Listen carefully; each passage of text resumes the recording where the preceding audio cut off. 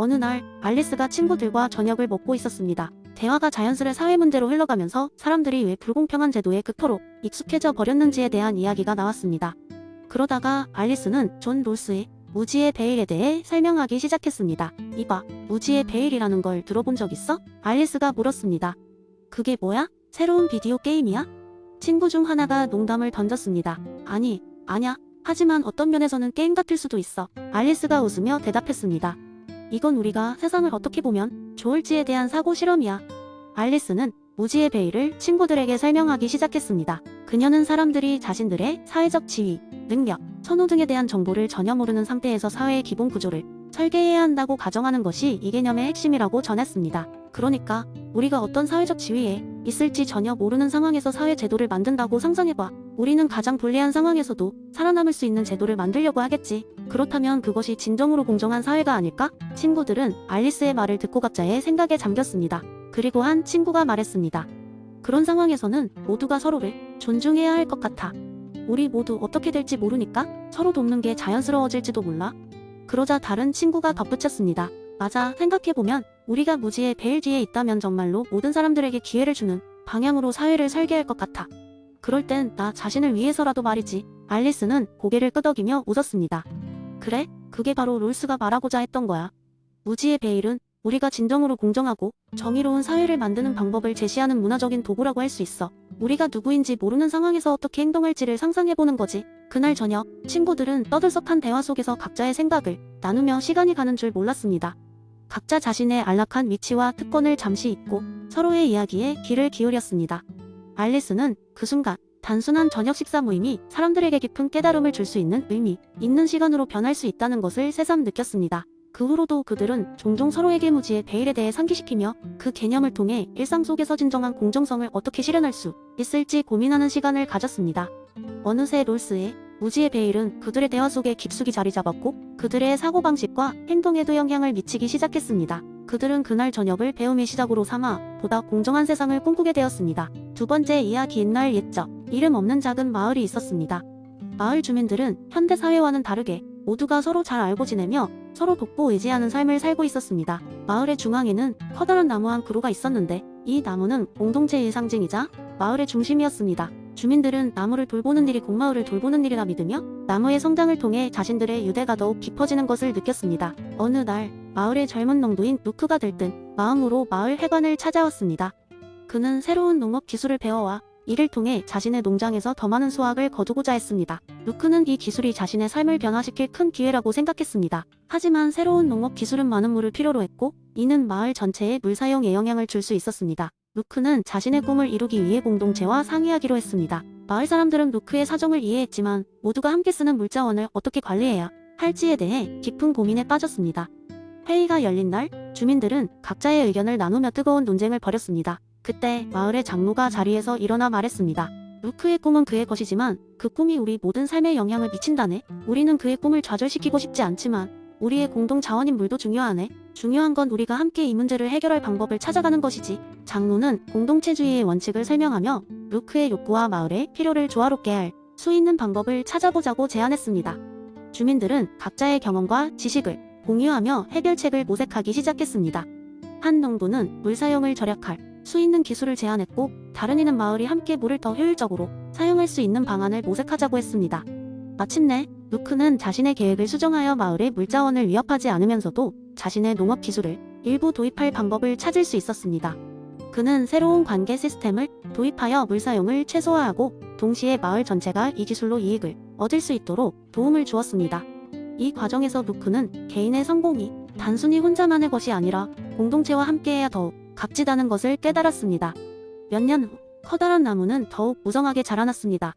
마을 사람들은 그 나무를 보며 서로의 삶이 어떻게 얽혀 있는지를 되새김질했습니다.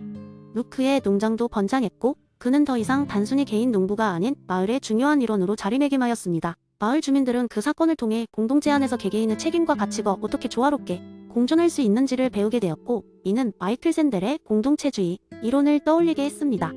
사람들은 개인의 꿈과 공동체의 가치를 동시에 존중하며 살아가는 방식이 진정한 행복을 가져다준다는 것을 경험하게 된 것입니다. 세 번째 이야기. 옛날 옛적 현대의 어느 도시에서 행복 탐정이라는 별명을 가진 탐정 한 명이 있었습니다. 이 탐정의 이름은 벤달리였고 그는 제레미 벤담의 공리주의, 철학에 깊이 심취해 있었습니다.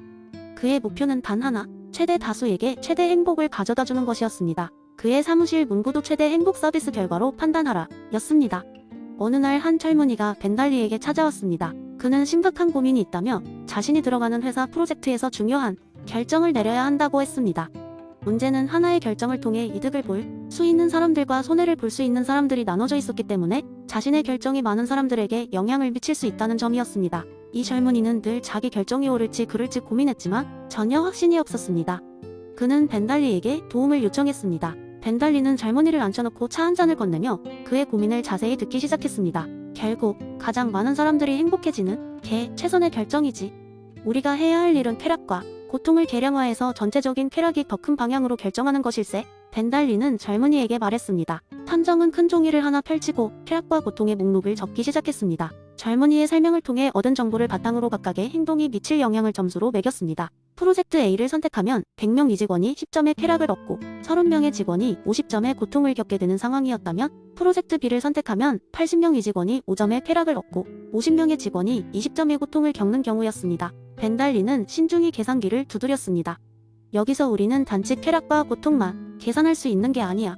그 안에는 정의라는 다른 변수가 들어있을 수 있지. 하지만 우리의 목표는 최대 행복이니까 그 부분에 집중하자고. 벤달리는 두 프로젝트가 미치는 영향을 모두 계산한 후 젊은이는 프로젝트 A를 선택하는 것이 나을 것 같다고 조언했습니다. 왜냐하면 전체적인 쾌락 점수가 더 높게 나왔기 때문입니다.